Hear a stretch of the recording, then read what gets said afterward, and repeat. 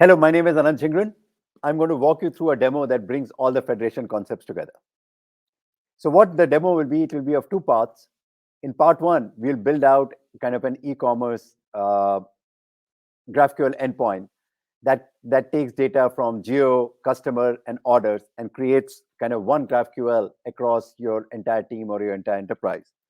And we'll show you some of the code behind it, and the code will be just fundamentally declarative snippets that you're bringing together that create those various types like customer and order and location. And then graphs happen by, again, declarative constructs where data in one subsystem is connected with a query in the other. And then I'll create the same thing, but this time with federation, where there'll be two completely different GraphQL subsystems. One will be a geo subsystem and one will be an e-commerce customer subsystem. And the two of them will kind of come together in a federation layer. And nothing actually really changes. It's exactly the same constructs, except that there'll be one additional step of creating proxies by introspecting those two respective backends. And therefore, whatever chaining that needs to, whatever connections that need to be done in the GraphQL layer, in the federation layer, happen across the proxies, and we do the right translations and call and make that happen. So let's kind of switch to code.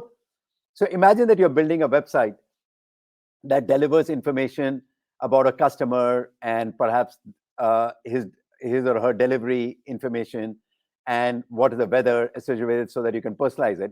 And let's go and query the weather. And right now it is 76 degrees where this customer is, who happens to be in Florida. Here's the GraphQL endpoint that supports it. Let's issue a query, get the customer information, get his city, get the orders, get the delivery status of the order, get the weather, and let's go and execute this particular query. And it went against a customer subsystem. It went against an order subsystem. It went twice against UPS because the customer had two orders from UPS that were being delivered by UPS, and it went once against the weather subsystem. And look at how powerful it is for the front end person to basically ask for the bits that are needed to paint some screen. And of course, the system then has to do the hard work in figuring out how to actually execute it against the multiple backends. So let's show you what the code that executed behind it. In StepZen, all you're doing is you're pulling these sets of subgraphs together in a manifest file that kind of pulls all of these subgraphs together. So here's a customer subgraph. The customer data comes from, in this case, Airtable, and you can either point us to an Airtable or you can write it on your own. But in effect, there's a REST call that needs to be made, and that REST call then generates the right information. If you look at order information, the order information comes from MySQL. Again, you can either construct it or you can let us introspect the MySQL and we generate all the right sets of data. But in this case, the order information will require a database call to be executed against.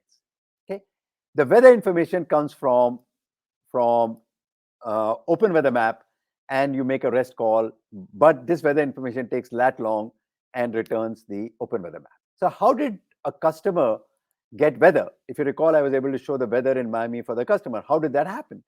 The customer actually customer data doesn't have lat long, but the customer data has a concept of city. And the connections that happen is that you take the data in one system, in this case, customer system, and then you do potentially a series of small transformations to be able to feed it into the other subsystem. So in this case, we had to geocode city to generate lat long, and then we were able to actually call the query in lat long. And that's all there is to it. You take the data in one system, do a set of transformations, call something from else, and now you've got a graph that allows data from multiple subsystems to be queried and brought together in one place. So that's how we do it. It doesn't matter what you're doing. That's a connection mechanism that we have. Now let's do the same connection mechanism, but in this case, in this federated layer. So I've created a different endpoint. In this case, the endpoint is on API/federation that actually is able to support similar kinds of queries, the same queries, but is now actually not going against all the Airtables and all that. It's going against two GraphQL systems and is fundamentally assembling those two GraphQL systems. So in this case, let's try this out. Let's issue the exact same query, but I'll just, so that I don't fat finger it, I'm not going to give you all the details here. Let's go and get this customer and the weather associated with it, and it's you get the same data. In this case, the query came in this federation layer. It broke the query up. It first went into the customer subsystem. It got the customer data, and then it used that to go against the geo subsystem to get the weather. Here is the geo subsystem. The geo subsystem has got only those two queries that are needed for the geo subsystem. The code running in them is identical to the code that you saw in the original thing.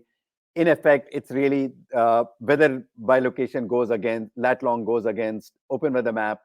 And if you look at the customer subsystem, the customer data, customer stuff goes against Airtable. So you can issue queries directly against this subsystem, or you can issue queries against the federation layer that kind of joins and connects the dots across all of them. Everything else remains the same. The only thing that we had to do was to kind of create a proxy for these two subsystems in the federation layer. And the way we have created these proxies is there's a proxy here, which is the proxy for the geodata subsystem. And similarly, as you saw, there's a proxy for the customer data subsystem. And in this case, for example, the proxy says that this layer understands a query on weather by lat long, but it actually ends up issuing a GraphQL call, not a REST call, not a DB query call, but a GraphQL call against that endpoint that runs the other subsystem. Okay, that's all there is to it. Everything else is the same. You create these two proxies, and then you connect whatever dots you need to connect against these two proxies as if they were kind of native subsystems. So the code remains exactly the same as you saw. I've just given it different names so that you can kind of understand that there's something different going on.